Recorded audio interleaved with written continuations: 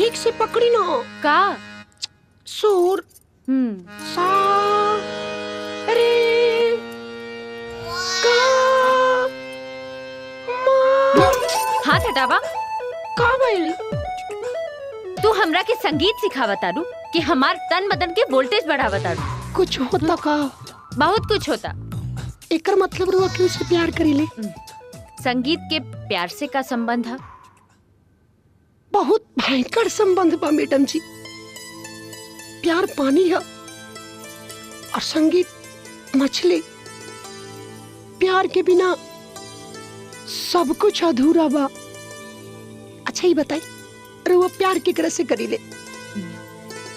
रहे एगो मुसाफिर जेकरा के देख के लागे कि पूरा दुनिया हमार आंख में समा गई बा।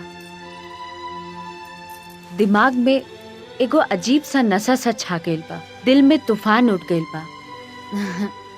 लेकिन समय की भीड़ में न जाने वो कहाँ भुला गई। पता ना फिर वो कबो मिली कि ना मिली। अगर मिल जाओ तो का करब रुआ? ये हम तरह के काहे बताए, हम उनके बताए। तो समझे कि मिल गई। मिलेला तैयार हो जाई।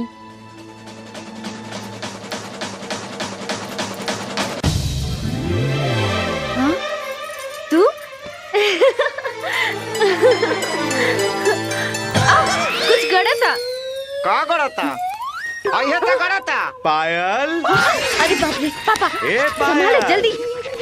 पायल बेटी, अच्छा तो संगीत साधना में लीन बाड़ू? जी पापा। बेटा कुछ दिन खातिर दिल्ली जा रहल बानी बिजनेस के काम से। बुच्ची जी। जी हजूर बोलिए। तनिक हमार बेटी के ध्यान रखे, अब बढ़िया से संगीत सिखाई भी रखे, ठीक बा? बाय बेटा। बाय। सेठ जी, हाईली रास्ता में नाश्ता कर ले। तनी कार्बाइड ज्यादा हो गइल, पाक गइल होई। जी बुच्ची जी।